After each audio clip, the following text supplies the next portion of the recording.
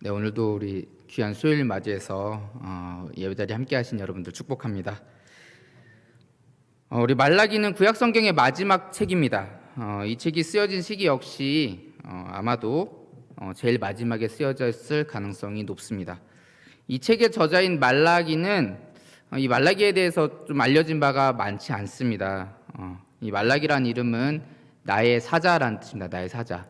우리 아까 권사님께서 기도하셨을 때 사자라는 단어 쓰셨듯이 이 사자는 동물 사자가 아니고 왕이 보내는 그 사신을 뜻합니다. 그래서 이 말라기라는 이름이 진짜 이 선지자의 진짜 이름이냐 아니면 그 선지자를 일컫는 이제 하나의 호칭이었을 수도 있다. 뭐 이런 얘기도 합니다. 뭐 이제 이 말라기가 진짜 이름이었는지 뭐 선지자를 일컫는 하나의 호칭이었는지는 중요하지 않습니다. 중요한 것은 이 말라기라는 선지자를 통해서 하나님께서 하나님의 사자로 이 말라기를 쓰셔서 이 말라기서를 기록하게 하시고 이스라엘 백성들에게 말씀하셨다라는 거죠. 이 책이 쓰여진 시기에 대해서는 제가 앞서 구약 성경 중에 제일 마지막에 쓰였을 가능성이 높다 이렇게 말씀드렸죠. 이제 가능성이 높다라는 것은 확실하진 않다 이런 겁니다. 이제 주전 6세기부터 주전 한 4세기 정도까지에 걸쳐서 학자들의 의견이 조금 분분합니다. 이제 조금 이제 뭐 일찍 쓰여졌다라고 하는 주장도 있고요. 생각한 것보다 좀 늦게 쓰여졌다라고 하는 주장도 있는 것입니다. 그래서 이제 이 정확한 시기를 우리가 확정짓기는 조금 어려울 수 있습니다. 그렇지만 뭐 한 가지 말할 수 있는 것은 이제 스가랴서 우리가 전에 살펴봤던 스가랴서 이후에 쓰여졌다라고 말하는 것 정도는 우리가 가능할 것 같습니다. 우리 스가랴서에서는 이제 하나님의 성전을 이제 건축하게 되잖아요, 그렇죠? 건축을 하게 되는데 그 이후에 쓰여졌을 가능성이 높습니다. 자, 이스라엘 백성들이 바벨론에 의해서 포로로 끌려갔다가 다시 예루살렘으로 돌아왔습니다. 그리고 성전을 다시 건축을 했죠. 그런 이후에 하나님께서 이스라엘 백성들에게 하시는 말씀이 바로 이 말라기서라는 겁니다. 그런데 이 말라기서의 말씀이 어떤 말씀이냐? 우리 오늘 1절을 같이 보면 이렇게 되어 있습니다. 여호와께서 말라기를 통하여 이스라엘에게 말씀하신 경고라. 경고입니다. 경고. 여호와께서 말라기를 통해서 말씀하신 이 말씀은 경고입니다. 경고의 말씀을 하고 있습니다. 자, 이스라엘 백성들이 여호와 앞에 죄를 지었습니다. 그래서 멸망했죠. 그러나 하나님은 그런 이스라엘을 사랑하셔서 다시 예루살렘 땅으로 돌아오게 하셨습니다. 그리고 성전을 짓게 하시고 그들을 회복시켜 주셨습니다. 그런데 오늘 본문은 또다시 그 이스라엘 백성에게 경고를 하고 있습니다. 본문 3절부터 5절까지는 하나님이 이스라엘을 어떻게 사랑하셨는지에 대해서 말씀을 하고 있습니다. 3절 하반절에서 이렇게 말씀하죠. 에서는 야곱의 형이 아니냐. 그러나 내가 야곱을 사랑하였고 이렇게 말씀합니다. 에서가 장자입니다. 에서가 장자예요. 그러나 장자인 에서가 아니라 야곱을 이 하나님이 사랑하셨다라는 겁니다. 3절에서 에서는 미워하였으며 그의 산들을 황폐하게 하였고 그의 산업을 광야의 이리들에게 넘겼느니라. 자, 에서를 미워하시고 그들을 황폐하게 하셨습니다. 4절에서는 애굽이 그 황폐한 곳을 다시 쌓으려고 하지만 여호와께서는 그것을 다시 헐 것이다 이렇게 말씀하고 있죠. 그렇게 야곱 이 이스라엘을 사랑해 주셨습니다. 다른 민족들을 그렇게 배제하면서 이스라엘을 사랑해 주셨다는 거예요. 5절 말씀에 너희는 눈으로 보고 이르기를 여호와께서는 이스라엘 지역 밖에서도 크시다 하리라 이렇게 말씀하죠.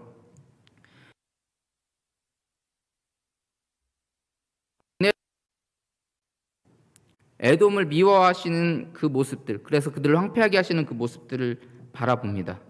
그런 여호와의 위엄과 여호와의 그 영광을 자기들의 눈으로 똑똑히 보았습니다. 우리가 이제 학개서와 스가랴서에 대해서 그동안 살펴봤었는데 자기들의 죄악으로 멸망했던 그 이스라엘을 다시 그 예루살렘 땅으로 돌아오게 하시고 거기서 성전도 짓다가 중단됐었는데 그거를 또 하나님께서 힘을 주셔서 또 다시 건축을 하게 하시잖아요. 그런 하나님의 놀라우신 사랑의 모습들을 이들은 수없이 많이 경험을 했습니다. 똑똑히 살펴봤습니다. 그런데 이스라엘 백성들은 또다시 이렇게 하나님께 경고의 말씀을 듣게 됩니다. 6절에서 제사장들에게 경고하십니다. 이렇게 경고하시죠. 내 이름을 멸시하는 제사장들아, 이렇게 말씀하시면서 여호와의 위엄과 영광을 다 자신들의 눈으로 똑똑히 보았음에도 불구하고 제사장들이 여호와의 이름을 멸시한다, 이렇게 말씀하고 있습니다. 그들은 주인인 여호와를 두려워하지 않았습니다. 자신들은 어떻게 우리가 주의 이름을 멸시하였나이까 이렇게 얘기하지만 그들은 더러운 떡을 하나님의 제단에 드립니다. 눈먼 희생 제물을 바치고 병든 것을 드립니다. 8절 하반절에서 그것을 너희 총독에게 드려보라. 그가 너를 기뻐하겠느냐? 너를 받아주겠느냐? 이렇게 말하죠. 사람인 총독에게도 드릴 수 없을 만큼 그런 우스운 것을 하나님께 드리고 있는 것입니다. 합당하지 않은 제물을 하나님께 드리고 있는 겁니다. 그러면서 우리가 어떻게 주의 이름을 멸시하였나이까? 이렇게 묻고 있어요. 그러한 이스라엘의 제사는 하나님은 받지 않으실 것이다 라고 말씀합니다. 9절이죠. 너희가 이같이 행하였으니 내가 너희 중 하나인들 받겠느냐? 오죽 답답하시면 10절에서 너희 중에 성전 문을 닫을 자가 있었으면 좋겠다. 이제 너네 꼴도 보기 싫다, 이런 얘기입니다. 내가 너희를 기뻐하지 않으며 너희가 손으로 드리는 것을 받지도 아니하리라. 그들이 드리는 제사, 그들이 드리는 제물을 받지 않겠다라는 것입니다. 이 말씀은 그냥 하나님께서 너네 제물 안 받을 거야, 너네 제물 안 받아도 돼, 이런 얘기를 하시는 게 아니라 거기서 끝나는 것이 아닙니다. 이 제사는 죄사함에 관련된 거잖아요. 하나님께서 제사를 받지 않겠다라는 것은 이제 너희의 죄를 사해주지 않겠다라는 것과 똑같습니다. 하나님의 은혜와 연결되는 겁니다. 그래서 하나님은 이스라엘 백성들이 우리를 불쌍히 여기소서 그렇게 하나님의 은혜를 구해도 그 은혜를 베풀지 않겠다라고 말씀하고 있는 것입니다. 이제 그 하나님의 은혜가 이방 민족에게로 향하게 됩니다. 11절 말씀이죠.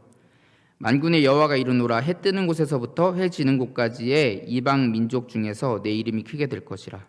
각처에서 내 이름을 위하여 분향하며 깨끗한 제물을 드리리니 이는 내 이름이 이방 민족 중에서 크게 될 것임이라. 이스라엘 민족들은 자기들만이 선택받은 민족이고 자기들만이 구원받는 민족이다라고 생각했습니다. 자신들이 하나님께 드리는 제사가 얼마나 더러운 것인지 생각하지 않고 자신들만이 하나님의 사랑을 받기 합당한 사람들, 하나님의 은혜를 받기 합당한 사람들이라고 생각했습니다. 그들에게 이방인들은 개 돼지와 같은 존재였죠. 그들에게 이방인은 하나님 앞에 더러운 자들이었습니다. 그런데 하나님은 이제 그 이방인들이 하나님 앞에 깨끗한 제물을 드릴 것이고 그들 중에 하나님의 이름이 크게 될 것이다, 이렇게 말씀하고 있는 겁니다. 여러분, 우리가 만약에 이스라엘 민족이다라고 생각을 한번 해보십시오. 만약에 우리가 이스라엘 민족이라면 그 이방 민족들이 하나님을 알지 못하던 이방 민족들이 하나님께 예배하고 하나님의 이름을 높이면 우리는 어떻게 반응해야 될까요? 하나님의 이름이 영광을 받고 수많은 사람들, 주님을 알지 못했던, 하나님을 알지 못했던 수많은 사람들이 하나님께 돌아온다면 우리는 하나님과 함께 기뻐해야 됩니다. 그게 맞습니다. 그런데 오늘 본문의 이스라엘 백성들의 태도는 그렇지 않습니다. 12절을 볼까요? 12절에 이렇게 말씀합니다. 그러나 너희는 말하기를 여호와의 식탁은 더러워졌고 그 위에는 과일 곧 먹을 것은 경멸히 여길 것이라 하여 내 이름을 더럽힌도다. 자신들이 더러운 것을 들여놓고 하나님께 깨끗한 것을 드린 이방 민족들의 제사를 더럽다라고 얘기를 하고 있는 것입니다. 자, 이 깨끗하고 더러운 것은 하나님께서 판단하실 것입니다. 사람이 판단할 것이 아니죠. 이와 비슷한 장면이 우리 사도행전에 나옵니다. 사도행전 우리 10장을 좀 한번 찾아볼까요? 사도행전 10장. 네, 신약성경 사도행전 10장 우리 11절부터 15절까지의 말씀입니다. 사도행전 10장 11절부터 15절까지의 말씀입니다. 같이 교독해서 읽도록 하겠습니다. 하늘이 열리며 한 그릇이 내려오는 것을 보니 큰 보자기 같고 내 귀를 메어 땅에 들이웠더라.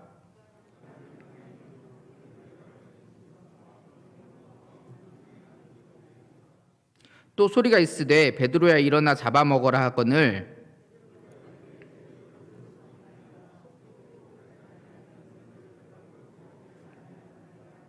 같이 읽겠습니다.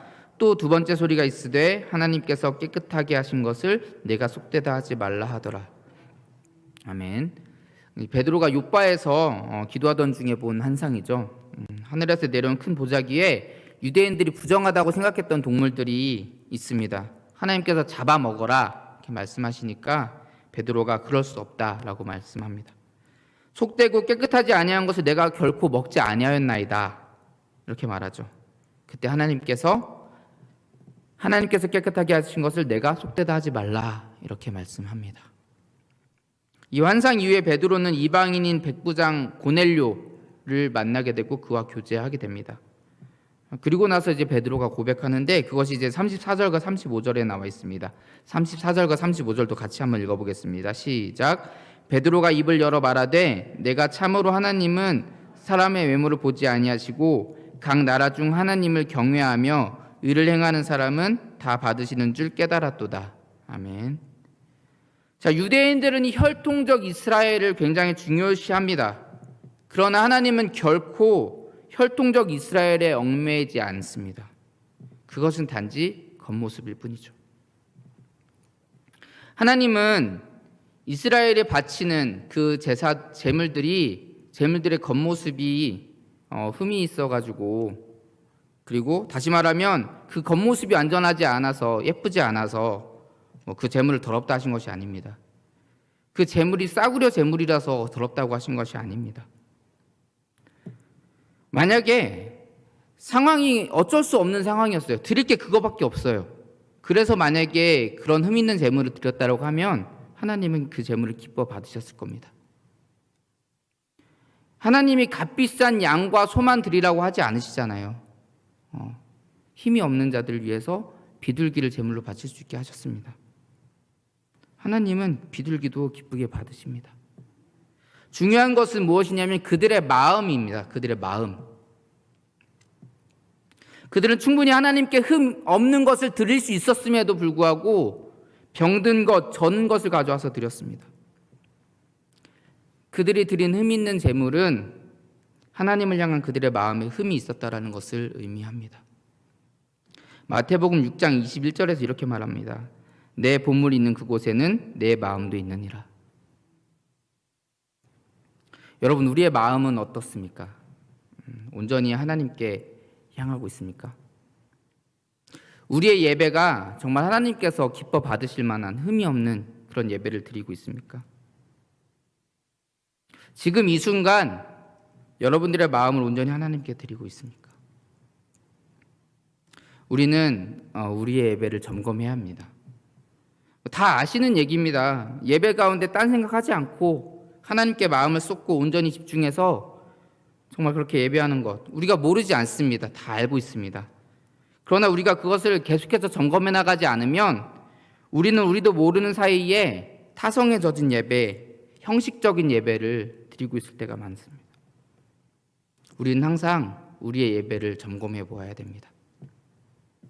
그리고 더욱 중요한 것이 있습니다. 우리는 우리의 삶 자체가 예배라는 것을 잊어서는 안 됩니다. 로마서 12장에서 사도 바울은 이렇게 얘기합니다. 우리에게 우리 몸을 거룩한 산 제사로 드리라 라고 말씀합니다. 여러분, 인류의 최초의 살인사건, 가인과 아벨 사건을 다 아시죠? 가인과 아벨이 하나님께 제사를 드렸는데 가인은 이제 농사를 짓는 사람이었기 때문에 그 농산물로, 곡식으로 하나님께 제사를 드렸고, 아벨은 양치는 자였기 때문에 양의 첫 새끼와 그 기름으로 드렸습니다. 하나님은 아벨의 제사는 받으셨지만 가인의 제사는 받지 않았죠. 그래서 이제 가인이 화가 나가지고 아벨을 죽이게 되잖아요. 예전에는 이제 아벨은 하나님께 피해 제사를 드렸고, 가인은 피해 제사를 드리지 않았기 때문에 하나님 받지 않으셨다. 이렇게 얘기하기도 했습니다. 그러나 하나님께서 명하신 구약의 제사를 살펴보면 피가 없는 제사가 분명히 있습니다. 소제가 그랬죠. 소제. 곡식에 가루를 들여서 하는 소제.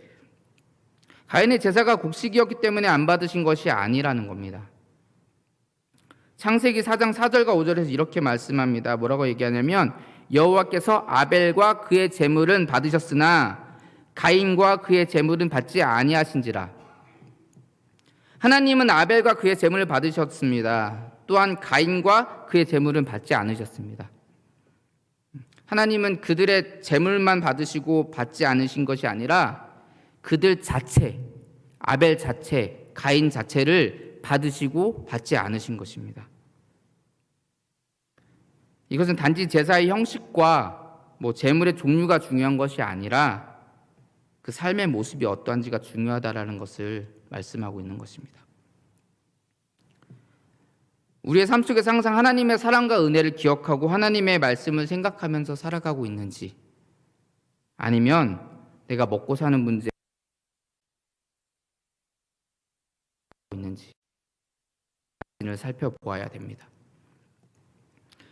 그리고 그렇게 삶의 자리에서 하나님께 마음을 드리면 거기서 끝나는 것이 아닙니다. 삶의 자리에서 하나님을 사랑하는 사람은 아주 자연스럽게 우리 이웃들을 사랑하게 됩니다. 하나님께서 명령하신 것이 그것이기 때문에 그렇죠.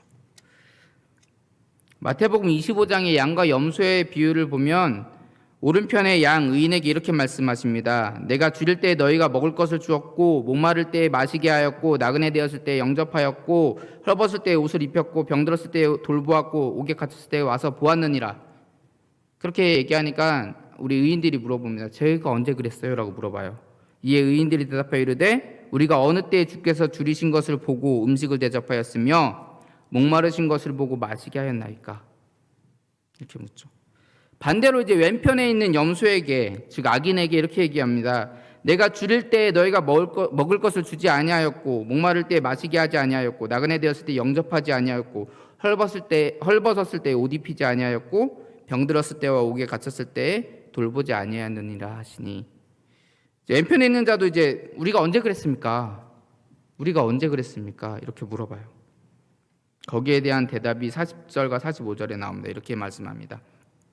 내가 진실로 너희에게 이르노니 너희가 여기 내 형제 중에 지극히 작은 자 하나에게 한 것이 곧 내게 한 것이니라. 45절에서는 내가 진실로 너희에게 이르노니 이 지극히 작은 자 하나에게 하지 아니한 것이 곧 내게 하지 아니한 것이니라. 이렇게 말씀합니다. 지극히 작은 자에게 한 것이 하나님께 한 것이고 지극히 작은 자에게 하지 않은 것이 하나님께 하지 않은 것입니다. 이것은 좀 바꿔서 말하면 하나님을 사랑하고 하나님께 마음을 쏟는 자는 주변에 줄인 자, 병든 자, 나그네 된 자들에게 마음을 쏟게 됩니다. 이것은 아주 자연스러운 것입니다. 억지로 내가 하려고 해서 되는 것이 아니죠. 자기 자신도 모르게 이웃들을 사랑하고 이웃들을 돌보게 됩니다. 반면에 우리 삶의 자리에서 온전히 하나님께 마음을 쏟지 못하는 사람들은 이웃들을 외면하게 돼 있습니다. 이것도 아주 자연스러운 것이죠. 자신도 모르는 사이에 그렇게 되는 겁니다. 오늘 본문에 이스라엘 백성들이 그러잖아요. 우리가 어떻게 주의 이름을 멸시하였나이까? 자신들은 몰라요. 사랑하는 성도 여러분, 우리는 하나님이 기뻐 받으시는 예배를 드려야 됩니다. 우리의 마음을 쏟고 우리의 모든 생각들을 집중해서 하나님을 생각하고 하나님을 기억하는 그런 예배를 드려야 됩니다. 또한 우리는 우리의 삶의 자리에서 우리의 삶을 주님께 정말 산 제물로 드려야 됩니다. 나의 삶의 모습이 하나님의 말씀을 기억하는 삶이 아니라면, 하나님의 계명인 이 사랑을 실천하는 삶이 아니라면 우리는 하나님께 저는 것, 병든 것을 드리는 이스라엘 백성들의 모습과 다를 것이 없습니다. 정말 우리 모두가 우리의 삶의 자리에서 우리의 모습들을 점검하면서 삶의 자리에서 하나님의 사랑과 은혜를 기억하고 하나님의 말씀을 날마다 기억하여서 그 말씀대로, 계명대로 그 사랑을 행하는 그런 신실하신 주님의 백성들이 다 되시기를 주의 이름으로 축복합니다. 우리 함께 기도하도록 하겠습니다. 사랑의 하나님, 부족하고 연약한 저희를 사랑하시고 인도하심을 압니다. 하나님, 그 주님 앞에 우리가 날마다 감사하며 나아갈 수 있는 저희들 되게 하여 주시옵소서. 하나님, 이스라엘 백성들은 그 사랑을 잊고 주님 앞에 병든 것, 저는 것으로 드렸습니다. 주님, 우리도 그렇게 그 이스라엘 백성들처럼 주님 앞에 병든 것으로, 저는 것으로 드리고 있지는 않습니까? 우리 자신을 돌아보게 하시고 정말 우리가 날마다 주님 앞에 겸손히 또한 주의 말씀 가운데 나아갈 수 있는 저들 될 수 있도록 하나님 축복하여 주시옵소서. 하나님, 우리의 삶의 자리에서 날마다 주님의 말씀을 묵상하며 주님 앞에 기도하며 그렇게 주님 앞에 나아가기로 합니다. 그리하여서 주님께서 명하신 그 사랑의 놀라운 역사들을 함께 행할 수 있는 저희들 될 수 있도록 하나님께서 축복하여 주시옵소서. 항상 함께 하실 줄 믿사오며 거룩하신 예수님 이름으로 기도합니다. 아멘.